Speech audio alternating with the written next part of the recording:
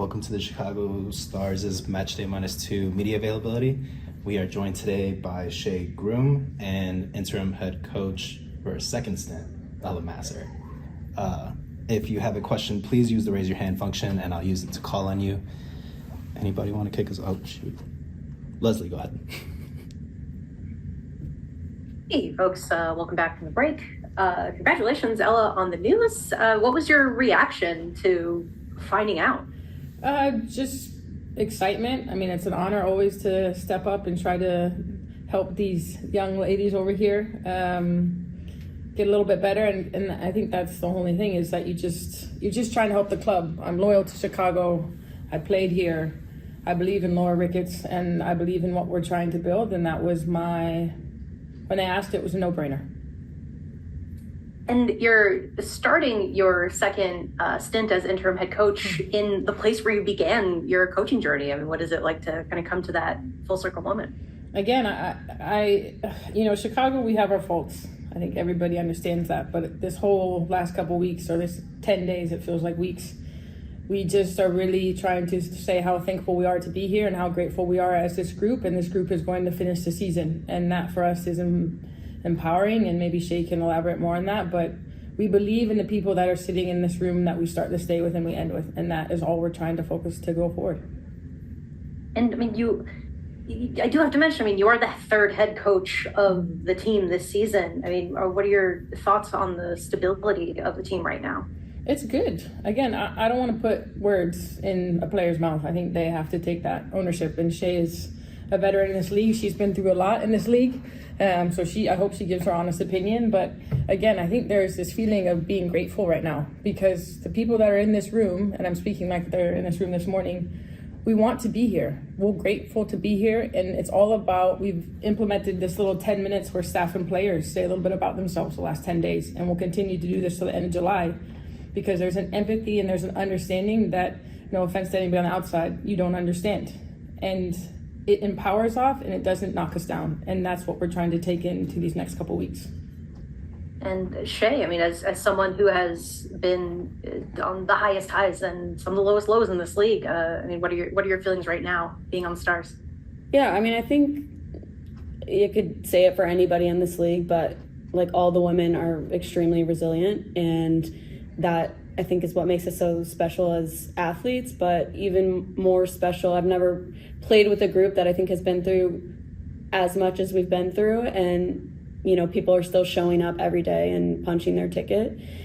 There's no quit in this team, and kind of like Ella said, we're at a point where it's like, we get that no one else is going to understand that. People have written us off and things like that, but we believe in what we're doing. We know we've gotten better. The results haven't showed that, but this season's not over for us. And that's been a refreshing thing, coming back from this week and still finding the will to compete and just strive to push this club forward, because at the end of the day, I've been on a few different teams, and you might move on and, people will be in and out of here, but I think people do genuinely care about this city. They care about this club. We want to leave it better than when we left and than when we came, and then, yeah, I think there's a genuine desire to want to do that. And just last one for Ella, I mean, what do you want the team to get out of this set of matches in Kansas City? I want us to find the joy. I think we make it so complicated sometimes. I've lost my voice probably from yelling at them today, but we want empowerment. We want you guys to show after these games, oh, that's Chicago. And we're going to create this mission statement that's going to come from the players, and I hope they share it. And every day after that game, whether we win or lose, you're going to say, that's Chicago. So we're just trying to tighten up the ship, so whoever comes in, they want to be here and they want to run it, and the players all buy into that. And that's just what we're trying to do step by step. Perfect. Good luck this weekend. Thank you. Thank you. Thanks, Leslie. Joe, go ahead. Hey, y'all. Thanks for the time, as always. Ella, curious, what is the message for playing time as it goes into a summer, cup match, as you have some players in, some players out? What is the message for this squad? This is an opportunity for some of the players maybe at the back end of the roster to get some minutes that they wouldn't normally get? I'm going to go off what Shea was talking about. It's not over for us yet. So in the motivation, I think, for this player is that whatever coach is coming in, they're going to be watching these games. And the players that haven't played and all the frustration on both sides, you want to show, you want to come, and you want to, it's a trophy. We're all here because we want to compete and win something. And for some of us going to Kansas City, it might be a little bit more personal in a good way. And that's what we're going to do. You're going to see some players, everybody's going to get some minutes, and they're all fighting for that game in Gotham. And that's been the message that's said, and that's the precedent we're setting. Everybody has something to earn. And Shea, how has that been within the locker room of understanding that need to once again earn a role, not only for you, but understanding everybody with the motivations of trying to empower this locker room? Yeah, I think it's really important to have that. And I think it's good for players to, in some senses feel that pressure or feel that they have an opportunity to continue to prove themselves. I think sometimes you get in the mindset of like, oh, this coach has written me off and things like that. And I think now in the position that we're in, it's really good timing for everybody to really have time to showcase what they have to offer. And, despite the players that have gotten a lot of minutes or not gotten a lot of minutes, everyone's brought something. And like, I can't express, I've had my ups and downs here, but like the importance of like what the scout team does, what the players do to prepare each other, or like I think I learned like coming back from the injury, like being on the bench is an equally as important role because you're seeing the game. I know the tendencies of my players and I can give them actual feedback that's going to help us. And that is helping the team despite maybe not seeing the field as much as you would expect. But so I think it's a great opportunity, and I think players are really excited, and it does feel like we've turned over a new leaf, and I think we're just ready to kind of show that. Shea's also saying that because we competed all last week, so we just had a fun competition. We have a little winner's board, and you're speaking to the winner, so she's doing just fine. She's doing just fine. Pretty much the least surprising thing you could have said. Yeah. And Shea, I'm curious, what would you use to characterize the way Ella's been coaching this team? What are some characteristics of this, I'd say new coach, but we all agree. Do you want me to step out? No, I really do think Ella's brought a lot of structure for us. I think we craved that a little bit and kind of just needed someone to enforce it. And I think Ella, coming obviously from a playing background and having been in our shoes, like there's not really much you can say to her because she knows what we've been through. So I think it's bringing that and then just continuing. I think that's what we've been doing this entire year, no matter who's been the coach, is just continuing to develop that Chicago identity and find out who we are and how we can continue to bring that every single game. And that can be evident. So I just think that she's really helped us just get to an understanding of that and continue to get closer to that goal. And I think just to piggyback on that is I've given them the accountability. Yeah. It doesn't matter what I want in the coaching staff with Corinne and Brenton. They are going to come up with their own identity, and then it's my job to hold them accountable to that identity. And sometimes that's not easy as a coach, but it makes my job easier because they've set the precedent. Understood. So that's where we last are. one. For you, Ella, are you still in the middle of training, whistle, or do we give that to somebody else now that you're the interim head coach? She was out there today. Unfortunately, we played 10 versus 8.5, so some staff had to be involved, but I still get my workouts here and there. Love to hear it. Thank you both so much, and good luck this weekend. Thanks. Thanks, Joe. Jillian, go ahead.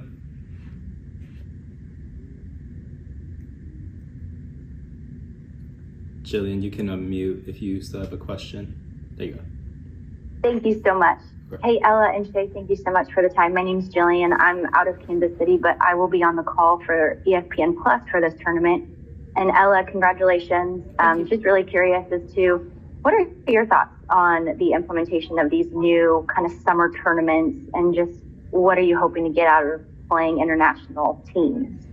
I think it's exciting. It's kind of, you want to show the pride of the NWSL and where we are, but it's also good for, if you look at the European season, they always kind of get this summer break, so it allows them to have a much needed week off to refresh it, and then not so much time that they can still build and become better. And it allows us to coaches to also to reset, to say, okay, this is what we want to try to implement, this is what we want to change, this is what worked, and this what hasn't worked.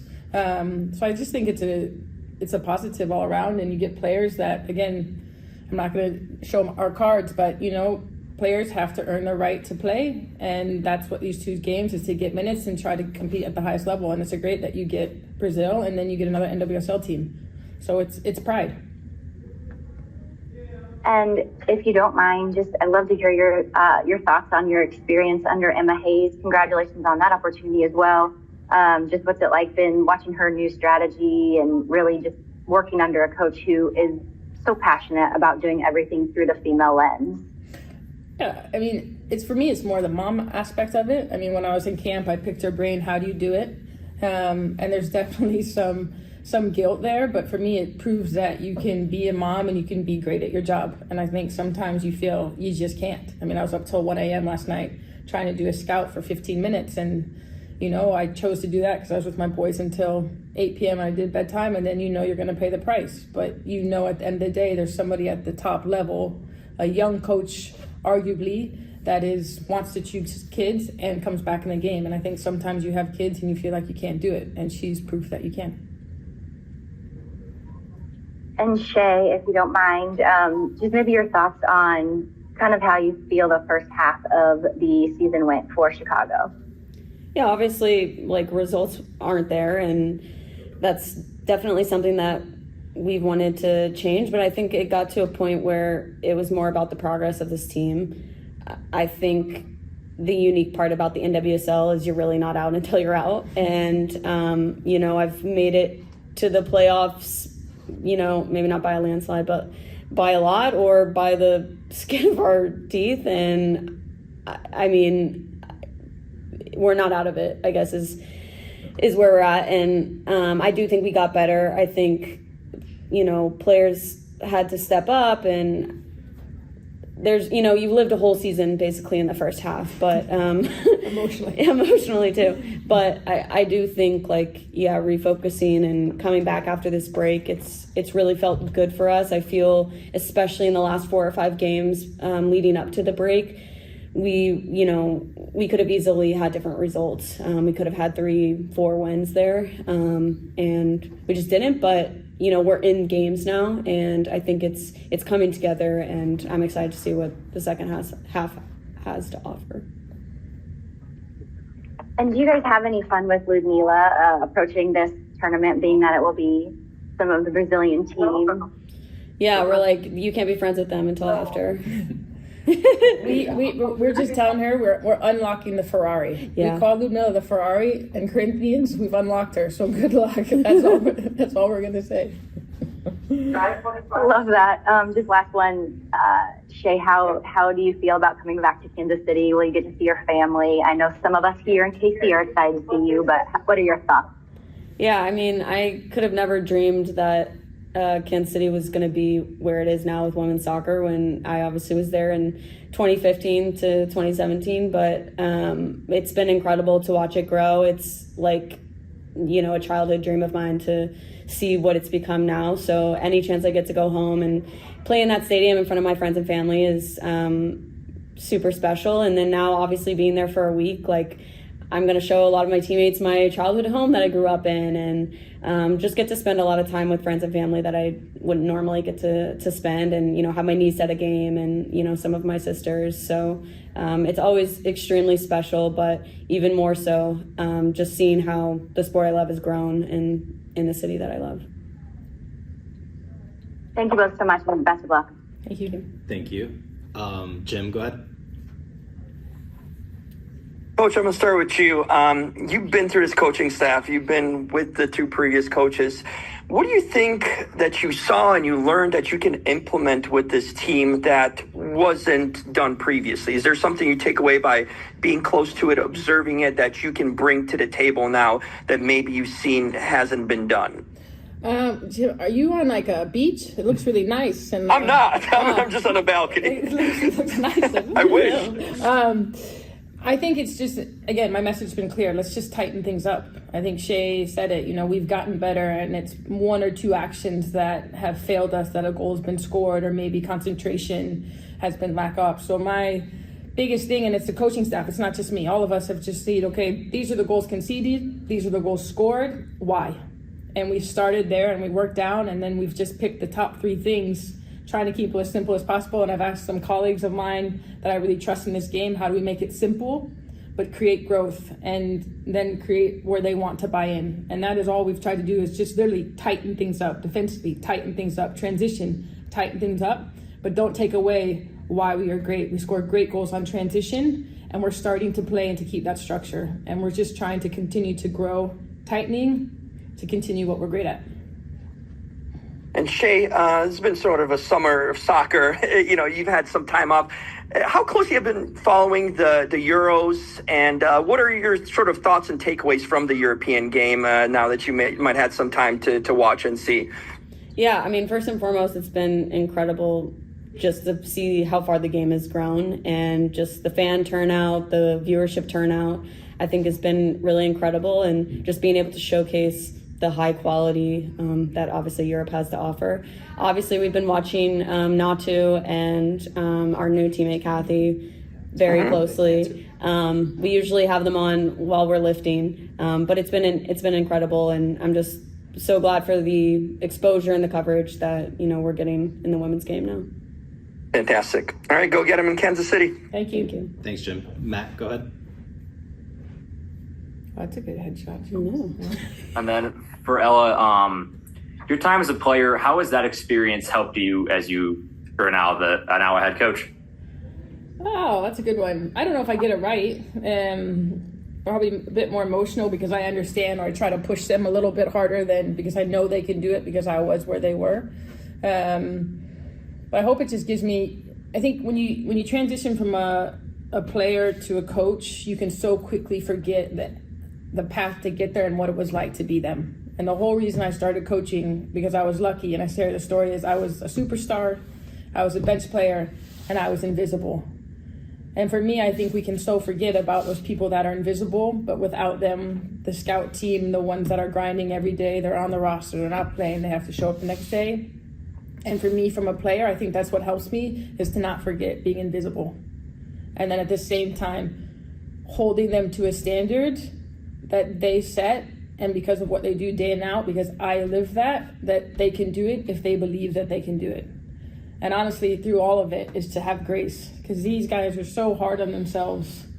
And if a lot of them are like, give me 3 positives you did today, because they walk off, and Shea Groom could be an example, not that she is, and she could have had 3 goals, but she gave away 1. I asked Shea what you took away. She's like, I gave that 1 ball away. So it's from the playing, it's just give yourself a bit of grace to try to go on a positive, but still also work on the things that we can get better. And then for Shea, how do you as a player deal with changes in the head coach position? Yeah, like I said before, I think we're a group of very resilient women. I've been fortunate to have a lot of different coaches over the course of my career, and I think that's really helped me. It's obviously hard to go through any coaching change, much less like multiple, but I think this group has done incredibly well with it. And it's not, it is really like a family. Like even the people that have moved on, like they're still part of what we've built here. And that's just the natural business of the game, unfortunately. But I think, like we said, it's hard to describe to anybody else because only us really know about it, and everybody that's been here has been bought in. And I think, the players, quickly realized we are the consistent, we are the constant, and we make this what it is. We can listen to outside noise and feel like, the boat is getting rocked, but at the end of the day, like we're the steady in all of it. And I really feel like it's just been a bonding experience for us, and we know that what we can bring can be consistent no matter who's at the head of it at the end of the day. Then for both of you, talk about the Chicago identity. What do you want that to look like on the field? Well, we haven't come up with our mission statement yet, but I think for us, we have a group of gritty players. We want to be the team, and especially with the situation that we're in, that never quits. Like, you're not going to see people walking or giving up on a play. Like, we really want to have that blue collar, never say die attitude. And I really do feel like we've lived that out, especially in the last 10, 14 days. and They've been pushed a little bit. yeah, they've been pushed a little. Yeah, we've been getting pushed, but I think again that's like something that we needed because that's within a lot of us. I think that is a unique quality that a lot of the players that we have bring. And then now, like Ella said, tightening things up, you know, putting us in the best position to do things that we're good at in terms of, you know, transition and keeping the ball and just the creativity side offensively. So I think, yeah, first and foremost, gritty and passionate and, you know, a family. But beyond that, you know, we want to win games and we ultimately want teams to not want to play us. I'm going to add one word, is resilient. It takes a lot for these women to be in this room to say, hey, there's light at the end of the tunnel. They could all be checked out. They could sit in front of me and say, okay, I don't want to be here. And I can tell you it's not that. They have bought in, and it's not to me, they have bought into the situation, whether it's the person to their right and left, but they want to come out here and prove something that, hey, a lot can change, but our core is strong. And this player group is really resilient, and they want to be here. And that, to me, is, I hope, what they show in this Teal Rising Cup, but that's what the people that are in this room are going to be in here, and we want to be in here, and we want to believe in each other, and we want to have that hope, and more important, the confidence and trust. And that's all we're focusing on. All right, that's all I got. Thank you. Thank you. Any last questions for either Shea or Coach Ella? I got one, Emmanuel. Go ahead, Edna. I just want to know how healthy is the team. Is any of the players injured or any other players are not available to play? Thank you. Nope, we're good to go. Cool. Thank you, everybody. We'll call it there. I will have a recording out later this afternoon. Thank you.